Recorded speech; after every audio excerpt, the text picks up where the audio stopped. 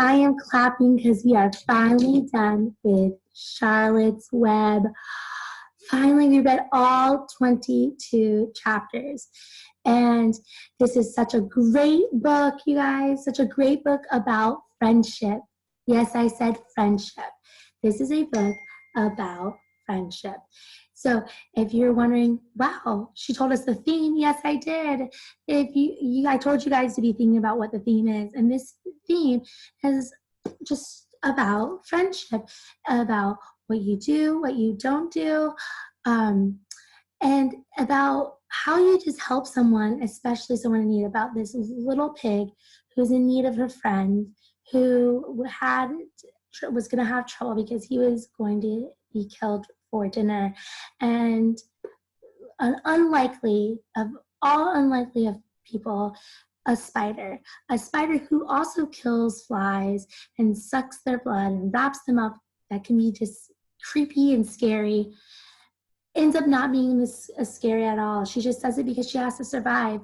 Ends up being the friend that Wilbur needed, and ends up being a humble creature that people did not expect. A humble, caring, and generous creature, not the creepy creatures that you think spiders are. And she helped Wilbur put him before herself, and even helped him all the way till her last days. So this is a great book about friendship, and because she led the way, yes, she was a leader, because she made friends with Wilbur and started to become his friend when no one else in the barn would, led the way and showed that kindness, everyone else started to become his friend and started to try to get to know him and like him, and then help him survive too. Even Templeton, that rat that most people think he's a horrible character, he's a villain, he was just, I think, also treated unfairly at times, and he was just a grumpy type of character. But he also became friends and helped Wilbur in many ways throughout the story. And if you notice, the three main characters, the three main animals in this story were Charlotte, Wilbur, and Templeton. And those three characters were the only ones that had names. The other ones were called by their animal, like the goose and the sheep. They were called by what type of animal they were. The three main characters that showed the unique friendship that they had and how friendship is the most important thing in life had names. And it just shows you, even though they had a different dynamic, not really weird, but a different dynamic, it shows you that Wilbur couldn't have made it without Templeton and without Charlotte. So friendship, one of the biggest themes right now themes in this story is friendship is very important in your life, and it comes from unexpected places. So yeah, I definitely think this was a great book about friendship and learning and taking it back to your life of how you should treat your friends. And sometimes you just have to put your friends first, and even though it may not be in your interest, but it's still, you put them first, especially when they're in a time of need, and it will make you feel better about that. And it just makes everyone feel good. So it doesn't only make them feel good, it makes you feel good because you did something for a friend. So great book about friendship and how friendship is important. All right, so let's go ahead and get started with that last chapter. There's so much in that last chapter. We went over the theme. Now let's go over the details in that chapter. And it so much that it was actually 3 seasons. Our whole book took 1 year. All right, from when Wilbur was born all the way until that next spring. So 3 seasons. Wilbur was born in the spring, and then went all the way around to the next spring. So that last chapter really showed autumn, winter, and fall, and how Wilbur was not eaten, and Zuckerman took care of him for the rest of his life. So great book. Let's get started on those details, because it was quite a bit of time in that last chapter. All right. Sorry for my phone. I think Miss D'Angelo, no, Miss D'Angelo and Mr. B are both texting me. I'm going to turn it off. All right. So here we go. That last chapter was called The Warm Wind. And if you did not know why it was called The Warm Wind, it was called The Warm Wind because Charlotte's spiders, when they hatched in the spring, they built like a little balloon out of web and like parachutes almost, and the wind would take them away in the spring. And if you notice that it was such a great ending, and how it, again, the ending shows that theme, it shows that friendship is important, that Wilbur was very content with his life from then on, because no matter what time of the year was, he always had a friend. And whether it was Charlotte and her kids, her grandkids, her great-grandkids, every spring he would get new friends. So he had the whole entire barn friends too that he made, and then every spring he would get new friends and learn new things with them, so, and teach them about Charlotte. So there you go. Great book, and the ending really shows that theme, wraps up that theme nicely between Charlotte dying in the second to the last chapter to her children hatching in the last chapter. It really ties up everything and how Wilbur ended his life, or not ended his life, into the book. All right, so because it took 3 seasons, this one was asking you to go back and find that setting. And in this case, the setting was not the barn, because we know they're at the barn, but the setting was the season. What season did this take place? So you got to really go back and look at the beginning of like the paragraphs to figure out, and also pay attention to what they're doing. Would that be a winter thing they do? Would that be something that happens in the spring? So you really have to pay attention to what's going on. So here we go with number 1. Number 1 says Wilbur wore the medal around his neck. Now we know this happened right after he came back from the fair, because he still had that medal around his neck. And so we know when the fair happened was in autumn. So this chapter starts off in autumn. So go ahead. Now what I'm going to do, instead of writing the whole word, you should have wrote the whole word out, I'm going to write an A. Just right there for you guys. And A. So we know that is autumn. All right. The pasture was bleak and frozen. So if you went back into there, you found that this was in the winter. And also a context clue here, frozen. The pasture was frozen. Out of those seasons, autumn, winter, and spring, winter is the only season that something would freeze in. So you're going to put winter there. So here I'll go ahead and write autumn and winter. All right. The snow melted and water ran away. So I went back to look for this. When would snow melt and the water run away?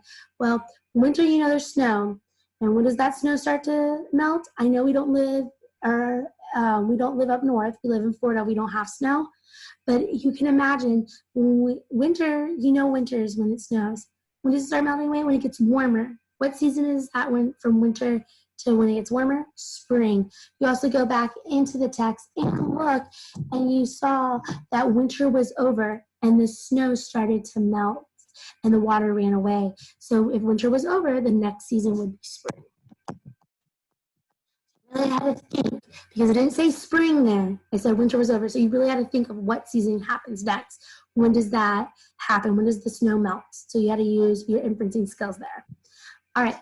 The maples and birches turned bright colors, and their leaves soon dropped to the ground. All right, so again, this was in the text. It was in there.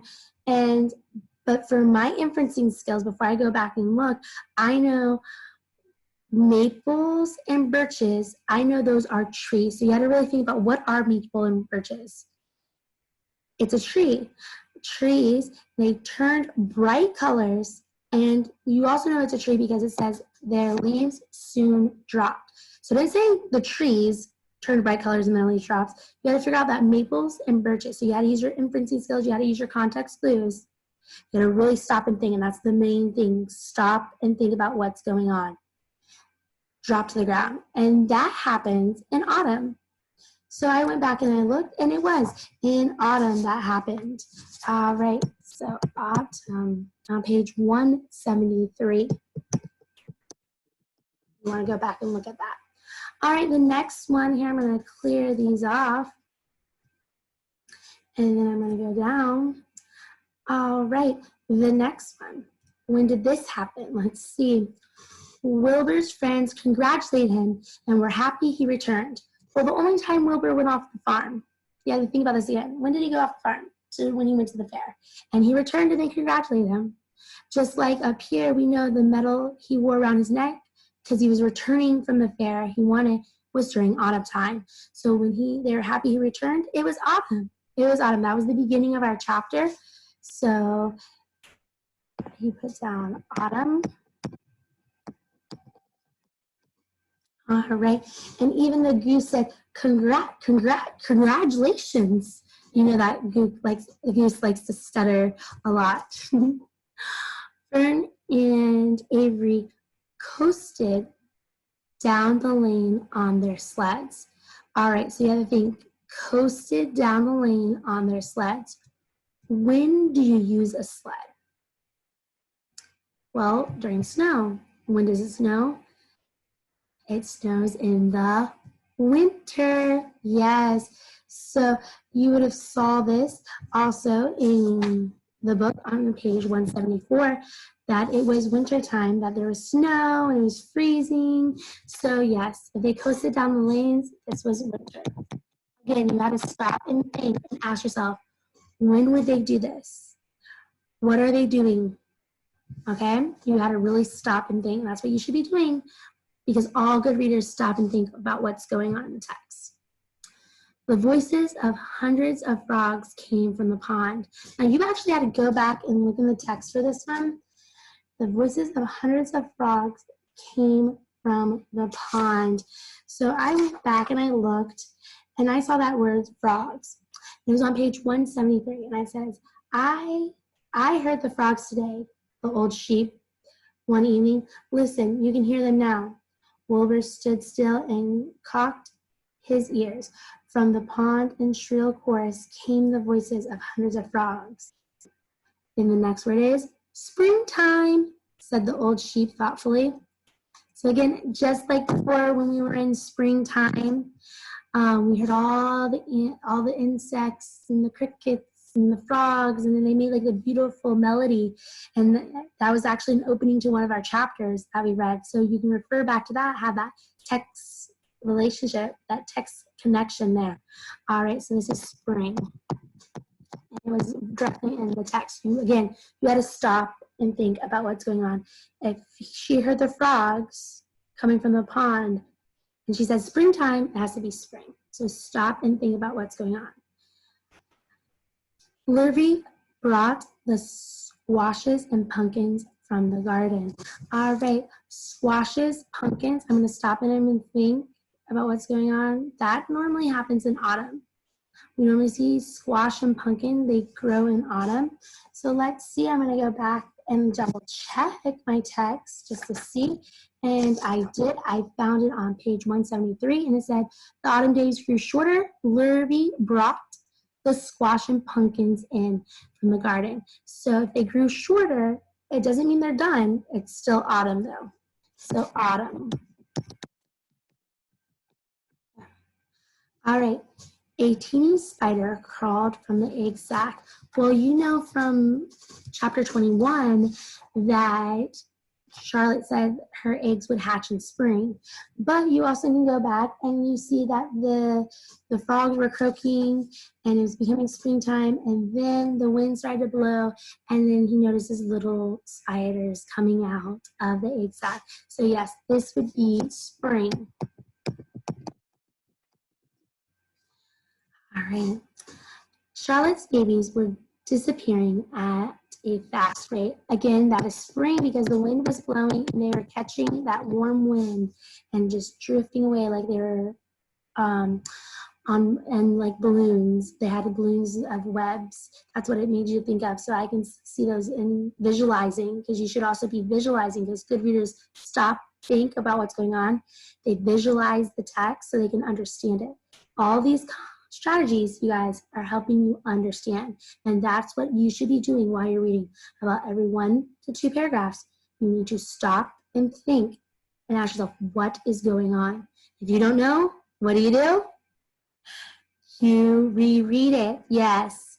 So this was a really good chapter because it gave so many details and you really had to use your thinking skills. All right. But I could really see the babies blowing off in the wind, almost like they're on hot air balloons made out of webs. All right, that was my visualization. So I'm going to clear this screen off and go down to the next ones. Now this is root words. Yesterday we did plurals, and you know how to make a root word into a plural. Now we're doing it the opposite way. So we're not doing prefixes and suffixes. We're just doing those endings. Okay, those endings, some of them do have suffixes, little suffixes, but it's just the endings. And if you knew how to like drop the Y and add an I, you should be able to figure out what these root words are. Some of these are tricky because they're not spelled the same way as they are here, but you know the root word because it had a change when you add an ending. So the first one is balloonist. Balloon, this one's easy. Balloon is a root word. And a balloonist is someone who makes balloons or blows up balloons, like a hot air balloon. All right, spinneret. This is a part of a spider. So you know, et is end of a word and suffix. Is a suffix too. Someone who does that. So or something that does that. So spin is the root word. Spin. Because a spinneret is a body part that spins the web. All right. Drearily. All right. Drearily. I can barely pronounce it. Drearily. So you know the suffix was ly. But you can't just add ly in because you can have dreary with a Y and L-Y. You can't do that. When you have a Y at the end of the word, you have to drop the Y, add an I, and then add that suffix. So the word was dreary. As you see here, they dropped the Y and added an I to put L-Y at the end. All right. So it's dreary means in a way that's dreary. All right. So dreary. Ditches. This was easy. They had just added that ES to the end of the word. Oop, what does that look like in me? And it's ditch. Squashes is just squash. Again, they added that ES to the end of the word, so you can just get rid of that ES. This one, streaky. Streaky. They added that Y, but the root word is streak. Busily. So again, that the root word has a Y at the end of it. So you have to drop the Y, add an I, and then put the L-Y to it. So busily. So it's just busy. They can't put that Y if they want to add the ly to it. They have to drop it and add the I. As you see, I'm repeating it over and over again because we've gone over this in class over and over again, but some people tend to forget that if that Y is there, you have to change it to an I. All right. Replied, same thing. The root word of replied is reply. But it's not the I at the end, it's that Y. They drop the Y, add an I, and then put ED. Okay. Brimmed. This one's interesting because we've gone over this one in class 2. Whoops. Yeah. Brim.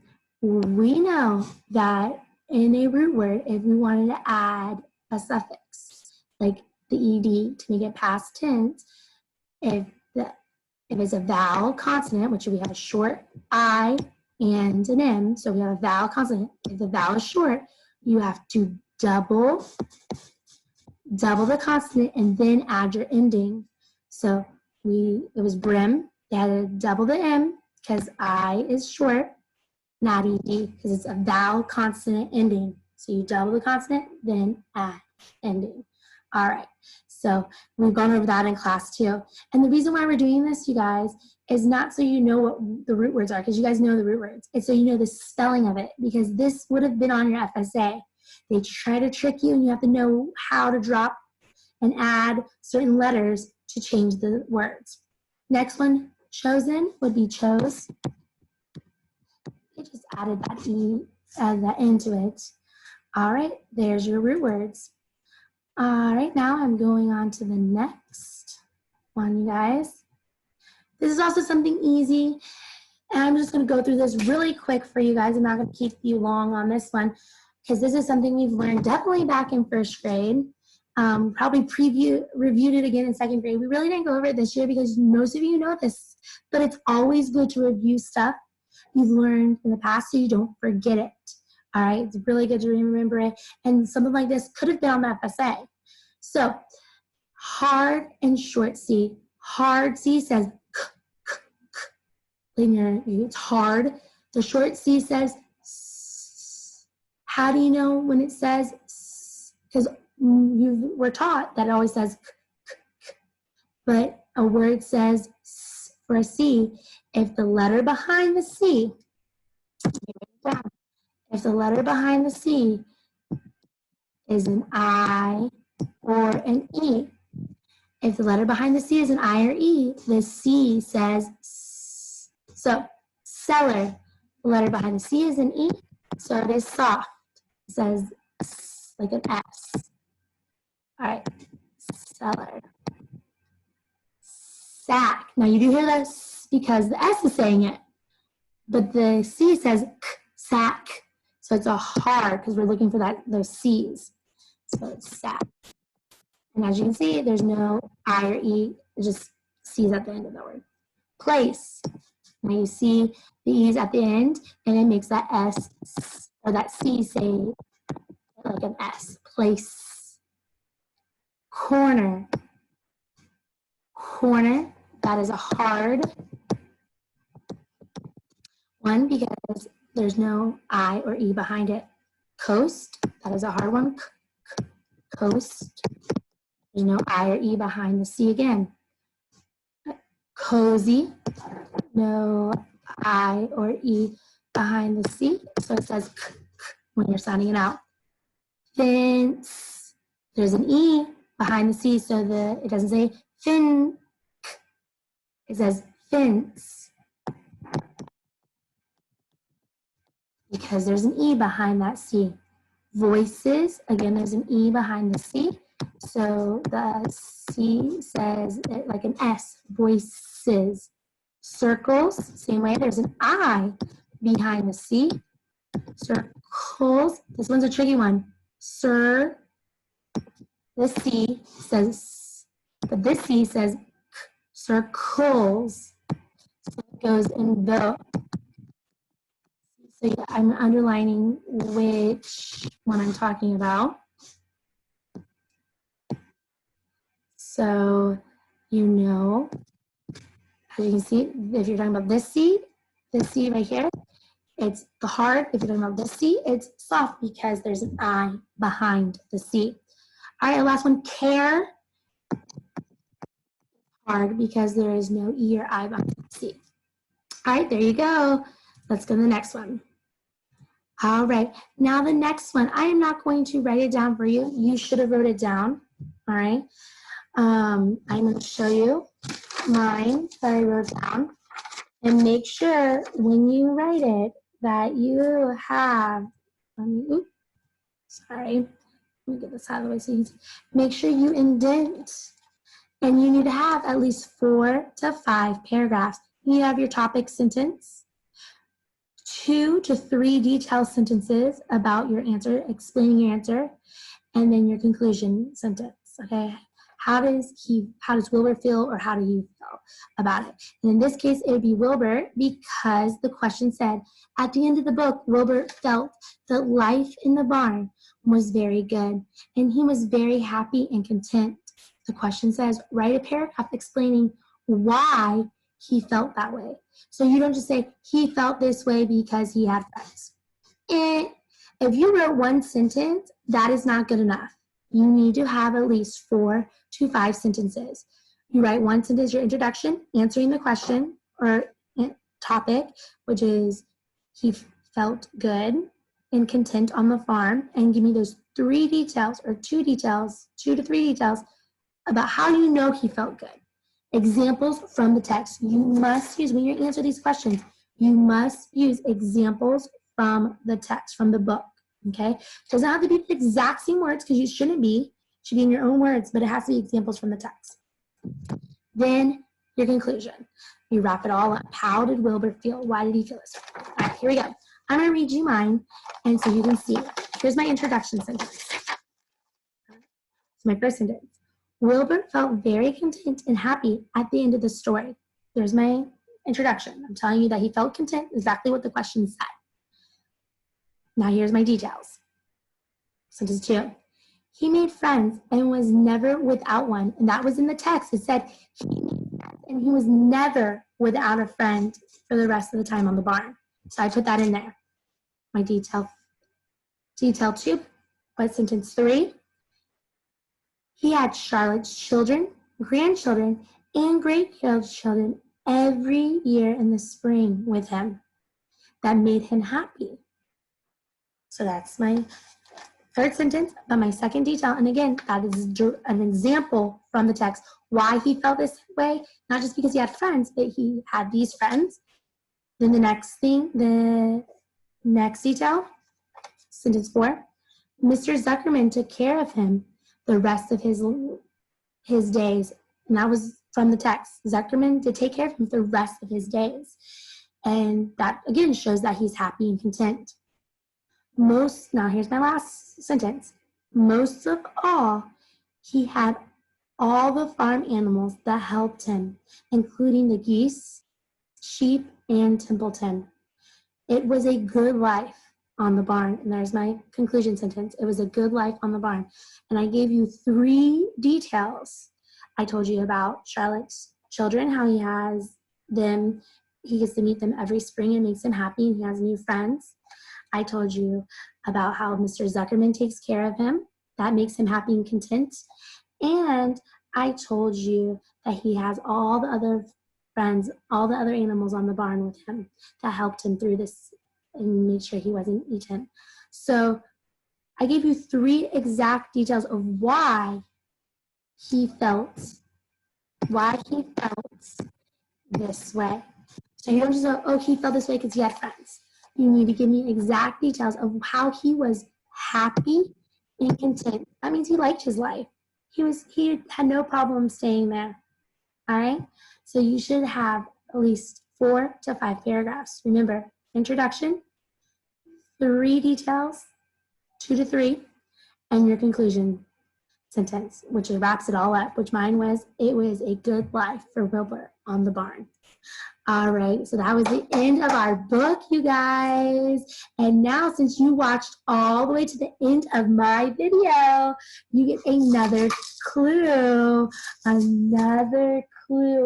Ooh, wait, I think this was yesterday's clue.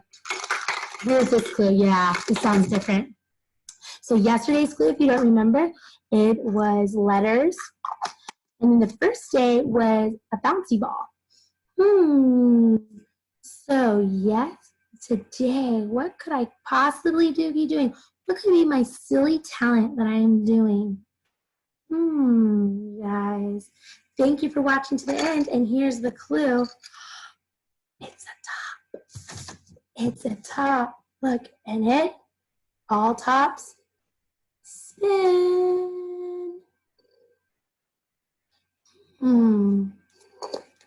What could I possibly be doing? Bouncy ball, letters, and spinning top. What could I possibly be doing? All right, you guys. Well, you have to figure it out. Thank you for watching to the end. And tomorrow's review of Charlotte's Web. I hope you really enjoyed this book because I did. And it's all about how friendship is important. And I hope we get back to our classroom so we can continue our friendships in our classroom too, just like they did on the barn in Charlotte's Web. Bye, you guys.